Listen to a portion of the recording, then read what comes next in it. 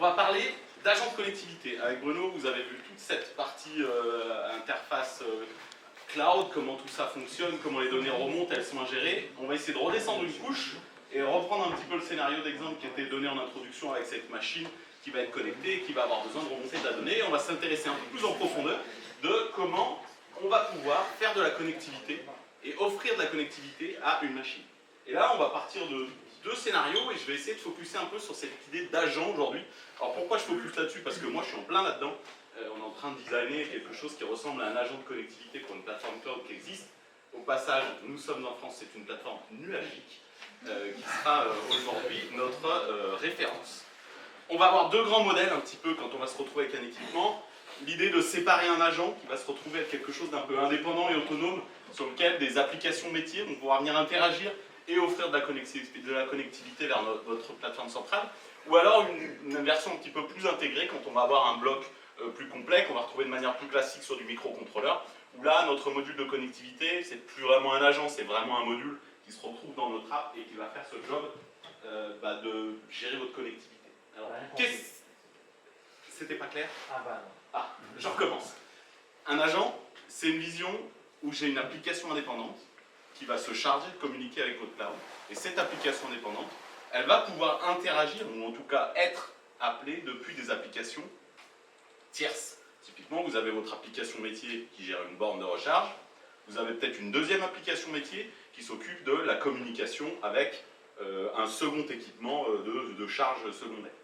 Si vous souhaitez offrir de la connectivité à vos applications métiers, là on est bien embarqué sur l'équipement, vous allez pouvoir lui offrir un biais qui va être à travers une application dédiée et des interfaces métiers, des interfaces techniques spécifiques de la connectivité vers votre plateforme cloud.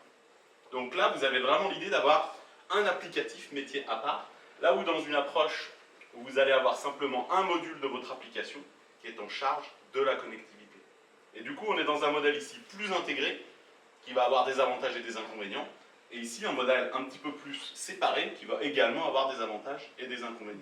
Les deux ont le même objectif, connecter avec la plateforme, et on va voir un petit peu tous les usages qu'on va pouvoir faire par-dessus. Excusez-moi, j'allais un peu vite, mais c'est la faute du buffet aussi. Alors, de quoi on parle? Cet agent ou ce module de connectivité, qu'est-ce qui va venir répondre et quelles sont un peu les grandes familles de fonctionnalités qu'on va devoir y intégrer? Déjà, il va assurer la connexion cloud. Je me connecte et surtout, il va assurer la stabilité. On va bien parler de stabilité parce que c'est bien de se connecter à un cloud une fois, mais si jamais j'ai une coupure de réseau, j'ai plus de 5G, ça revient, il faut que je sois capable d'assurer la stabilité de cette communication. Bruno a évoqué les problématiques de sécurité. Quand on veut créer un lien un peu sécurisé et unique vers un cloud, on va utiliser un mécanisme qu'on appelle le provisioning, qui va se baser sur des systèmes de clés, de mots de passe, de certificats, et j'en passe. On va avoir des mécaniques qui vont être de plus en plus complexes, et l'enjeu, ça va être de vous fournir, que vous ayez un agent qui vous simplifie cette approche-là, ou de manière à ce que les applicatifs métiers, qui elles n'ont que pour objectif de travailler avec le cloud, ne se soucient pas de cette problématique. Encore une fois, on essaye de découpler les problématiques. Ensuite, votre agent il va pouvoir remonter des états du système. Ça, j'ai envie de dire, c'est presque facultatif, mais l'enjeu pour votre système, comme on l'a vu, c'est de se dire comment se comporte mon système lui-même au-delà de mon métier. Donc on va pouvoir remonter des versions du système, on va pouvoir remonter une charge CPU, de la RAM. Tout ce qu'évoquait Bruno sur les open télémétries, c'est des problématiques qu'on va pouvoir gérer, même au niveau de vos systèmes embarqués. Il va y avoir une notion de cybersécurité et d'isolation. Je veux que mon agent, qui est en charge de la connexion avec le cloud, qui est en première ligne en cas d'attaque, puisse être capable d'isoler un peu le reste de mon système. On évite d'avoir un agent qui tourne en user root et dont toutes les portes sont ouvertes, qui permettrait à n'importe qui de venir prendre contrôle de votre système. C'est là un plus un pour le mode agent, qui va être un applicatif à part, qu'on pourrait imaginer conteneuriser ou faire des choses qui vont vous permettre de l'isoler un peu mieux. Ça va être un support à la construction de cas d'utilisation de métier. L'objectif, c'est de simplifier. Là, vous avez un module, vous avez un agent. L'idée, c'est, moi, je suis développeur d'une application métier, j'ai un enjeu à répondre qui est de remonter la hauteur de tonte. Je ne veux pas m'embêter à savoir comment ça marche, je veux juste pouvoir envoyer une information qu'elle se retrouve au bon endroit, envoyée de manière sécurisée. Et enfin, cet agent, ou ce module de connectivité, il va avoir un rôle métier un peu plus important que le reste, c'est la gestion de la mise à jour. Ça peut être des choses que vous gérez complètement dans votre application métier, Et c'est des choses que vous pouvez aussi déporter à cette couche de connectivité qui serait en charge, de manière assez standard et générique, de gérer ce workflow, de mise à jour, de téléchargement. On va revenir un peu plus dessus. On évoquait des protocoles de com. J'ai pris les plus standards sur lesquels nous on a le plus travaillé ces derniers temps. On évoquait en introduction, en discussion tout à l'heure, Lightweight M2M, il y en a plein d'autres. Je vais m'arrêter à cela parce que c'est vraiment ce qu'on a vu dans nos derniers use cases. Avec plaisir pour discuter d'autres protocoles plus tard. MQTT, c'est un protocole qui se base sur un tuyau qui va être ouvert en permanence avec un broker dans lequel on va pouvoir venir échanger de la donnée en bidirectionnel. C'est génial parce que c'est léger, c'est très interopérable. J'ai un petit microcontrôleur, j'ai un gros device Linux ou même un gros device Windows. Je vais facilement pouvoir venir me connecter sur ce broker MQTT. Et puis il y a ce fameux mode Publish Subscribe qu'on a vu. Je peux récupérer de la donnée, je peux envoyer de la donnée dans le tuyau. J'ai besoin d'une infrastructure centralisée, il me faut un broker installé quelque part, il faut que je le gère, il faut que je le manage. C'est pas complètement straightforward. Et puis, c'est pas forcément adapté à tout type de transfert d'informations.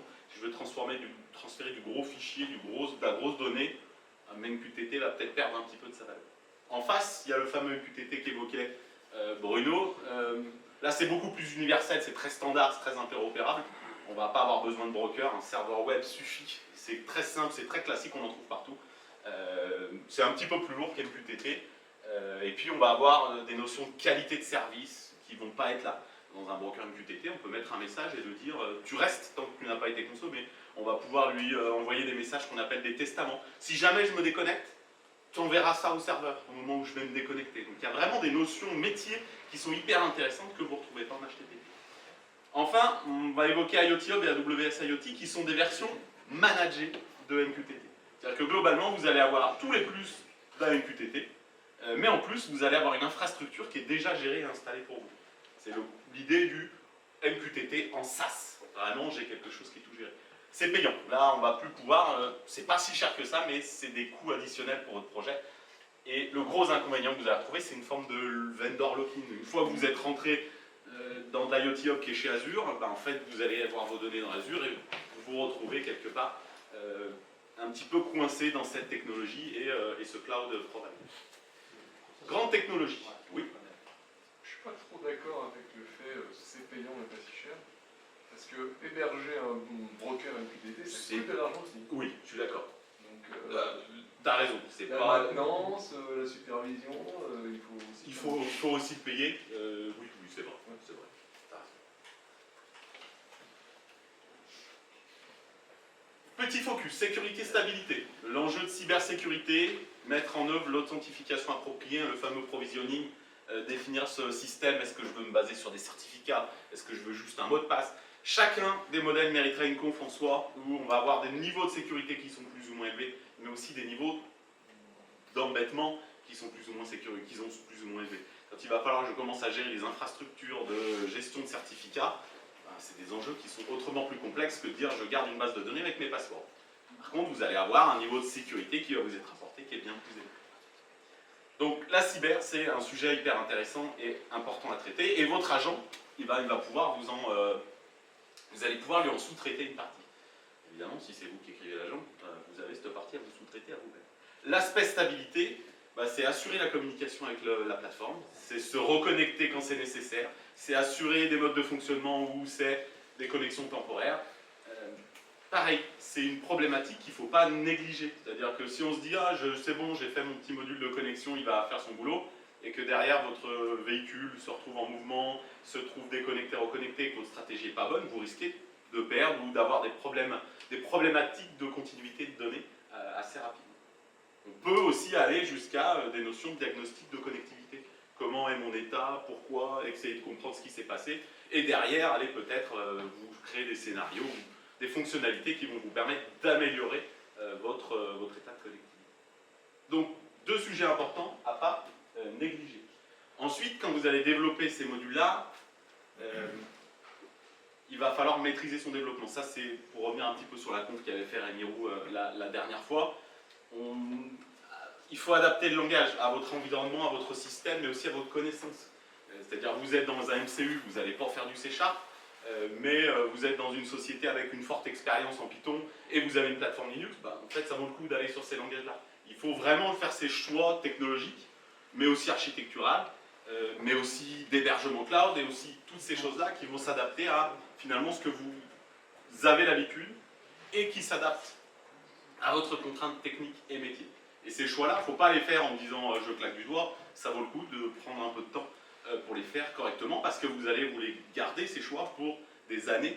Ces genres de plateformes et de solutions IoT connectées, elles ne sont pas là pour être temporairement déployées, elles sont là pour vivre pendant quelques années, voire dizaines d'années quand on voit les équipements qui peuvent être connectés dessus. Et ensuite respecter les bonnes pratiques.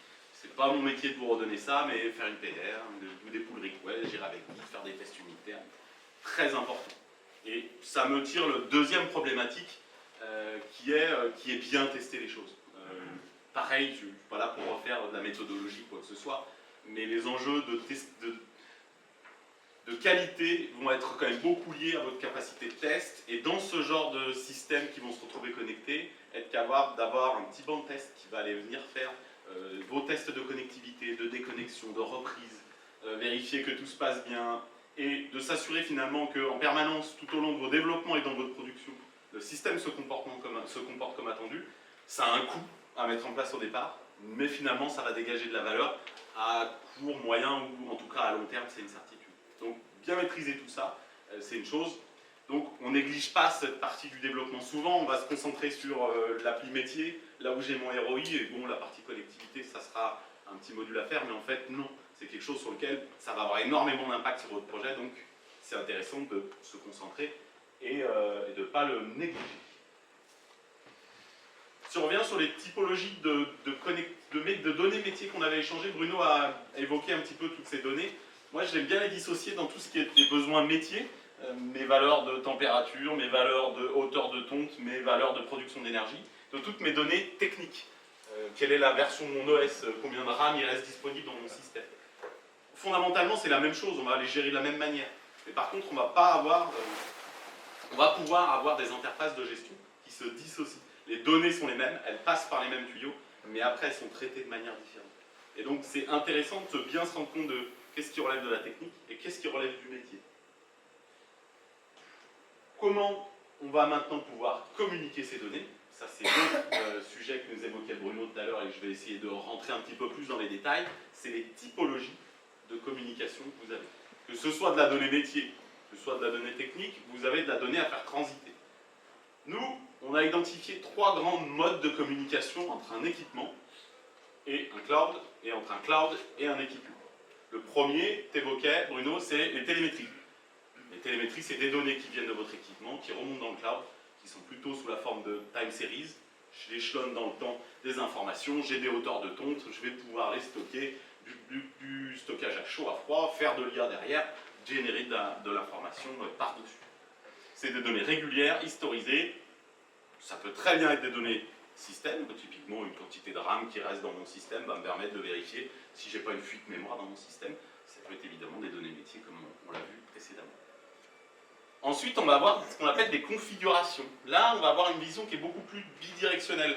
Vous avez peut-être entendu parler de Device Twin chez Azure ou d'IoT Shadow chez AWS, de Device Shadow chez AWS. Là, on est dans l'idée d'avoir plus une approche du jumeau numérique, c'est-à-dire j'ai une communication qui est bidirectionnelle, et pour une donnée, je vais pouvoir avoir une valeur que je souhaite que l'équipement configure, et l'équipement va pouvoir me renvoyer une donnée telle qu'il lui l'a configurée. Il y a vraiment cette notion de quelque chose qui n'est pas réellement historisé, c'est plutôt une information qui est ponctuelle, et qu'on va pouvoir utiliser à plein d'usages. Est-ce que tu peux mettre un set point de température à 8 degrés pour me faire une alerte? Oui, j'ai bien mis mon set point à 8 degrés. Et là, on parle bien de quelque chose de bidirectionnel, et c'est fort, parce que envoyer une info, c'est bien, savoir qu'elle a été comprise et validée, et que c'est bien l'information qui a été, entre guillemets, pris en compte par l'équipement, nécessite finalement ce côté bidirectionnel. Et avec ça, on peut faire plein de trucs. J'évoquais des problématiques métiers, je veux définir une température, une alarme sur quelque chose, mais on peut faire aussi des choses techniques. Je veux appliquer une mise à jour de la version 1.0.0. J'envoie une configuration, le système va me donner une information quand il a fait sa mise à jour. Donc extrêmement puissant, extrêmement performant. Ça reste quelque chose qui peut être asynchrone. Je lance une config, Le système, au moment où il se réveille, il me répond. On peut avoir des besoins qui sont plus d'instantanéité, et là on va aller sur des modèles de commandes, qui sont finalement une version capsulée de ces configurations, où je vais avoir le cloud qui fait une demande à l'équipement, et l'équipement qui va me répondre dans un temps donné. C'est vraiment la notion de RPC. J'appelle une méthode sur mon équipement qui va me permettre de faire une action, comme par exemple allumer une lampe, activer un serveur SSH en local pour me permettre d'aller me connecter dessus. C'est quelque chose qui va avoir un usage un peu différent des autres. Ces trois modes de fonctionnement, c'est vraiment les trois clés de comment votre agent et votre cloud, comment votre module de connectivité et votre cloud vont pouvoir communiquer. Et il faut que vous fassiez rentrer vos informations là-dedans de n'importe quelle typologie.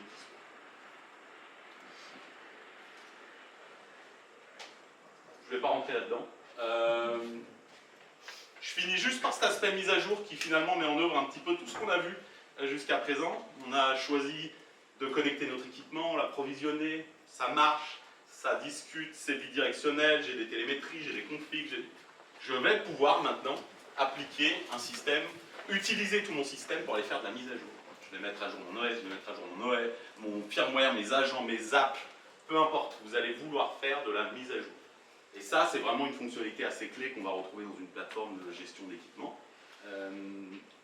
Et on va avoir, à travers ces mécanismes de configuration, la version courante, la version désirée, et un workflow qu'il va falloir écrire. Alors, encore une fois, j'ai beaucoup travaillé sur ce workflow ces derniers temps, puisqu'on écrit cette brique-là d'agents sur notre plateforme de connectivité qu'on a aujourd'hui.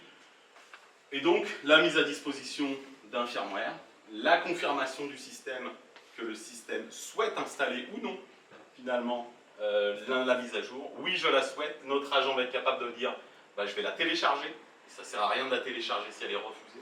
Une fois que je l'ai téléchargée, je vais informer le système qui va pouvoir l'installer. Le système va donc se mettre dans un mode d'installation qui va pouvoir réussir ou échouer. Et donc, on va retrouver dans ce workflow différentes étapes qui vont devoir remonter dans le cloud parce qu'il va falloir informer, encore une fois, à travers ces notions de configuration, l'état d'avancement de la mise à jour de notre flotte. Et donc, finalement, avoir un joli workflow qui s'appuie sur tout ce qu'on a vu avant, qui va pouvoir vous remonter de la donnée, qui va s'appuyer sur un système qui est robuste en connectivité, bah, c'est finalement une belle mise en œuvre de tout ce que vous avez fait en termes de connectivité pour votre agent ou votre module de communication. Je m'arrêterai là pour aujourd'hui. Si vous avez des questions sur cet aspect un petit peu connectivité, protocole, machin, écoutez, ça sera avec plaisir pour en discuter. On a plein de petites démos, nous on en a fait une qui est juste derrière là, où justement on fait une démonstration de mise à jour sur notre plateforme de gestion de device, avec un équipement qui est un vrai équipement qu'on a là et qui permet de mettre à jour une app et de voir finalement toutes ces étapes qui se détaillent. Merci. J'ai aussi